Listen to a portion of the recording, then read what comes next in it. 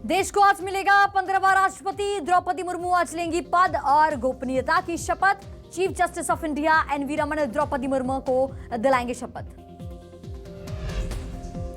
दिल्ली में सीएम भूपेश बघेल हिमाचल प्रदेश के नेताओं के साथ की बैठक। विधानसभा चुनाव पर हुआ मंथन। दिल्ली दौरे पर सीएम शिवराज सिंह चौहान मुख्यमंत्री परिषद की बैठक में शामिल। कई योजनाओं पर सीएम का प्रेजेंटेशन। विधानसभा चुनाव से पहले एमपी कांग्रेस को झटका। 15 से अधिक कार्यकर्ताओं ने छोड़ी पार्टी। एआईएमआईएम की ली सदस्यता। बीजेपी विधायक कृष्णमूर्ति बांधी का विवादित बयान। कहा, शराब से हत्या बलात्कार बढ़े, भांग गांजा पीने वाले ऐसा नहीं करते। मध्य प्रदेश में बारिश से मचा हाहाकार। कई डैम के गेट खोले गए। खतरे के निशान के पास पहुंची नर्मदा। शाजापुर में पानी में डूबी कार। मंकी पॉक्स से भारत में हड़कंप। केरल के बाद राजधानी दिल्ली में दी दस्तक। देश में अब तक मंकी पॉक्स के सामने आए 5 मामले। सावन का दूसरा सोमवार आज। भगवान शिव की भक्ति में लीन पूरा देश। विश्व प्रसिद्ध ज्योतिर्लिंग श्री महाकालेश्वर मंदिर में की गई भस्म आरती।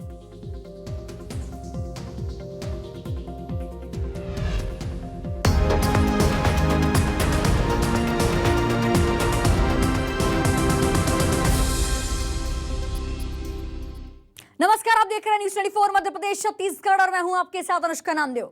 राजधानी रायपुर से इस वक्त की बड़ी खबर आपको बता रहे, जहां छत्तीसगढ़ विधानसभा मानसून सत्र का आज चौथा दिन है। चौथे दिन भी सदन में हंगामा होने के आसार हैं। सत्र के दौरान आज 8 विधेयकों पर चर्चा होगी। कई विषयों पर लगाए गए ध्यानाकर्षण पर चर्चा होगी। तो चौथे दिन भी सदन में हंगामे होने के आसार हैं। सत्र के दौरान आज 8 विधेयकों पर होगी चर्चा। तो छत्तीसगढ़ विधानसभा मानसून सत्र का आज चौथा दिन। कई विषयों पर लगाए गए ध्यानाकर्षण पर चर्चा होगी। छत्तीसगढ़ विधानसभा मानसून सत्र का आज चौथा दिन है। चौथे दिन भी सदन में हंगामे होने के आसार हैं।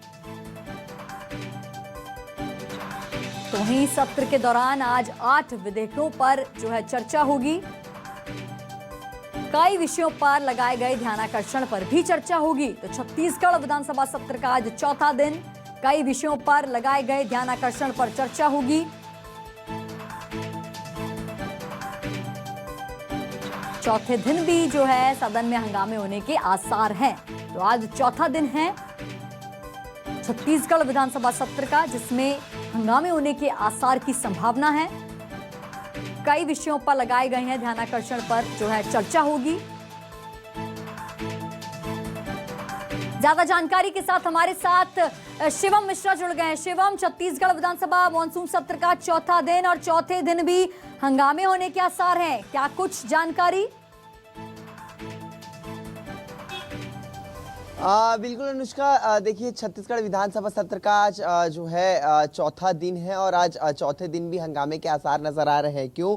क्योंकि आज सदन की कार्रवाई के दौरान पटल पर 8 वार्षिक प्रतिवेदन रखे जाएंगे। इसके साथ ही ध्यानाकर्षण में शासकीय भूमि पर अतिक्रमण, इसके साथ ही आयरन और स्पंज कंपनियां हैं उसका ग्रामीणों द्वारा विरोध किए जाने का मामला वो आज सदन की कार्रवाई पर उठने वाला है। तो निश्चित ही इस दौरान वहां पर हंगामे के आसार वो नजर आ रहे हैं। बता दें कि विधायक धर्मजीत सिंह बृजमोहन अग्रवाल और सौरभ सिंह सरकारी भूमि पर अतिक्रमण का मामला उठाने वाले हैं और इस दौरान वे सरकार से वक्तव्य मांगेंगे। इसके साथ ही सिमगा और अकलतरा में ग्रामीणों द्वारा आयरन और उद्योग लगने जा रहे हैं उसका लगातार विरोध किया जा रहा है। तो इसकी अनुमति शासन की ओर से किस तरीके से मिली, किन कारणों से मिली, तो ये तमाम चीजें आज ध्यानाकर्षण में लगाई गई है और ये मुद्दा आज के चौथे दिन के विधानसभा की कार्रवाई पर उठाया जाएगा। इसके साथ ही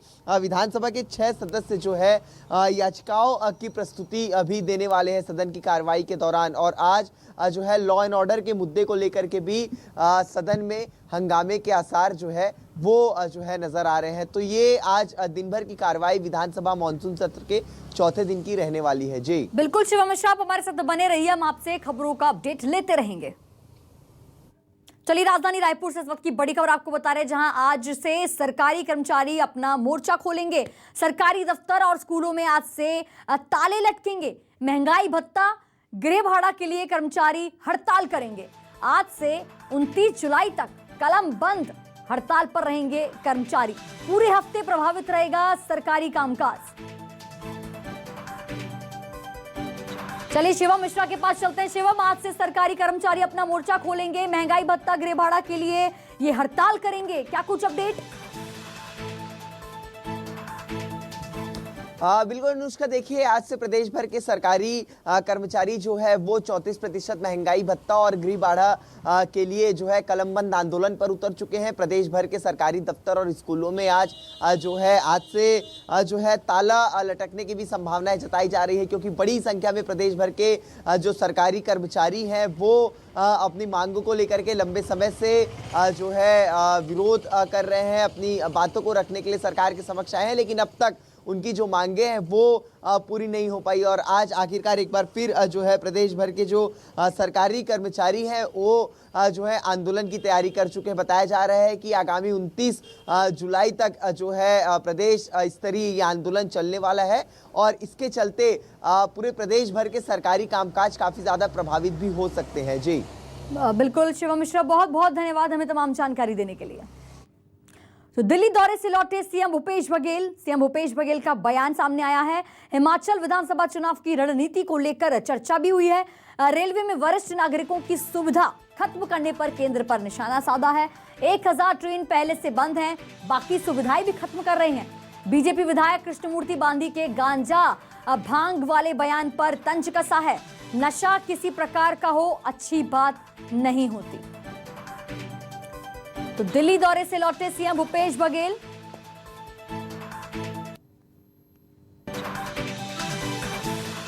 हिमाचल प्रदेश के जो सभी एआईसीसी ने जिनको जिम्मेदारी दी है वो सारे चेयरमैन उपस्थित थे। पीसीसी, सीएलपी लीडर और तमाम सब नेता लोग वहाँ उपस्थित थे और आगामी विधानसभा चुनाव के संदर्भ में बहुत ही गंभीर मंत्रणा हुई और किस प्रकार से हम लोगों को संगठन के साथ मतदाताओं के बीच पहुंचना है, किन मुद्दों को लेकर जाना है, सारी बातों पर चर्चा हुई। वैसी रेल बंद कर दी है, 1000 ट्रेनें पहले बंद है, अब जो सुविधाएं मिल रही थी वो बंद है, ट्रेन की टिकटें बढ़ गई हैं, प्लेटफॉर्म की टिकटें बढ़ गई हैं और निजीकरण की तरफ बढ़ रहे हैं। तो कुल मिला के ये है कि लोगों को सस्ता जो यात्रा है अब सुलभ नहीं हो। पहली बात तो ये है कि केंद्र सरकार है वो 10 ग्राम गांजा पकड़ने के लिए पूरे बॉम्बे में घूम रही है, उसकी एजेंसी, और उनके वरिष्ठ नेता ये कहते हैं कि गांजा पीना चाहिए। तो गांजा तो पहले प्रतिबंधित है और पहले गांजा खुलवाने की बात कर ले, अपने सरकार केंद्र सरकार से मांग कर ले, लेकिन नशा किसी प्रकार का हो वो अच्छी बात तो है ही नहीं। तो बिल्कुल आपने बाइट सुनी सीएम भूपेश बघेल की। कल दिल्ली दौरे पर थे जहां अहम बैठक हुई और ऑल इंडिया कांग्रेस कमेटी ने उन्हें हिमाचल प्रदेश का चीफ ऑब्जर्वर बनाया था, जहां तमाम नेता मौजूद थे, जहां पर विधानसभा चुनाव को लेकर जो है चर्चा हुई, हिमाचल विधानसभा चुनाव को लेकर। और उसी के साथ जो है विधायक के तंज पर उन्होंने बयान पर जो है तंज कसा है कि नशा किसी प्रकार का भी हो अच्छी बात नहीं है। चलिए, मस्तूरी से विधायक कृष्णमूर्ति बांधा ने शराबबंदी को लेकर नया विवाद को जन्म दिया है। कांग्रेस घोषणा पत्र में शामिल शराबबंदी को लागू नहीं करने के सवाल का जवाब देते हुए मस्तूरी विधायक कृष्णमूर्ति बांधी ने कहा है कि शराब की जगह लोगों को गांजे और भांग का सेवन करना चाहिए। कृष्णमूर्ति बांधी ने कहा है कि 27 तारीख को हम विधानसभा में अविश्वास प्रस्ताव ला रहे हैं।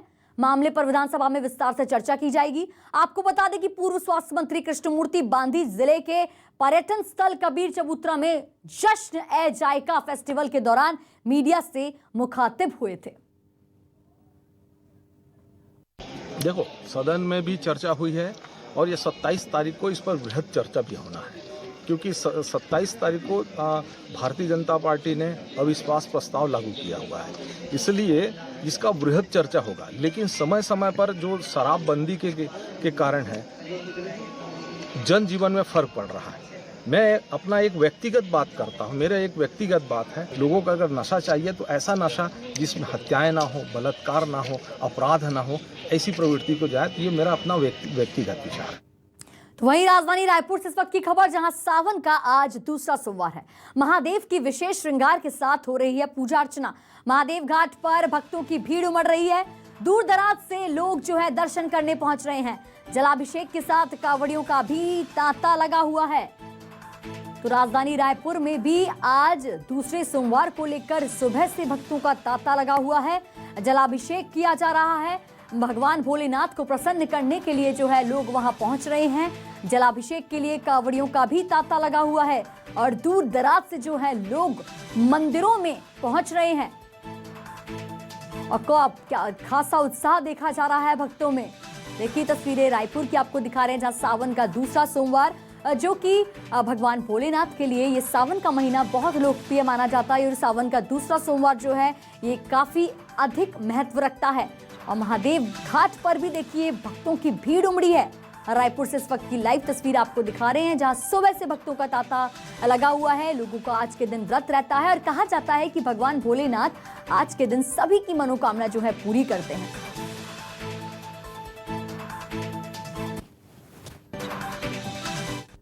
दुर्ग में राज्यसभा सांसद सरोज पांडे ने सावन महोत्सव में जमकर झूमती दिखाई।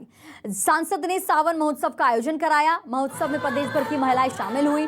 वहीं बीजेपी महिला मोर्चा की पदाधिकारी सहित कई अन्य क्षेत्रों से जुड़ी महिलाएं भी महोत्सव में शामिल हुई। महोत्सव में महिलाओं के लिए गीत संगीत के अलावा कई प्रतियोगिता का आयोजन किया गया। वहीं सांसद ने महिलाओं को सावन की बधाई देते हुए कहा कि हिंदू धर्म में सावन का विशेष महत्व है।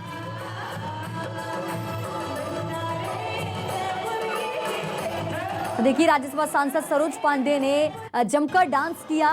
तस्वीरें आपको दिखा रहे हैं। सावन महोत्सव का आयोजन किया गया था, जिसमें राज्यसभा सांसद सरोज पांडे जमकर जो है झूमती दिखाई दी।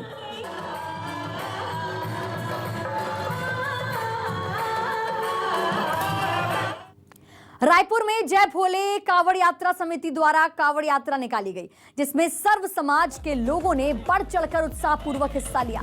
सभी कांवड़ियां ढोल बाजों के साथ महादेव घाट स्थित बाबा हटकेश्वर नाथ शिवलिंग में जलाभिषेक करने निकल पड़े। कांवड़ियों की यात्रा शहर के चौबे कॉलोनी स्थित चिंताहरण हनुमान मंदिर से शुरू हुई और महादेव घाट पहुंची, जहां श्रद्धालुओं ने बाबा हटकेश्वर पर जलाभिषेक किया। इस कांवड़ यात्रा में महिलाओं ने भी उत्साह के साथ रास्ते भर बाबा के जयकारे लगाते हुए निकले। अब बता दें कि कोरोना के कारण पिछले 2 सालों से कांवड़ यात्रा नहीं हो पाई थी। ये जय भोले कांवड़ यात्रा समिति का प्रथम वर्ष है। तो हटकेश्वर महादेव का जलाभिषेक किया गया। 2 साल बाद फिर भोले बम का गूंजा नारा।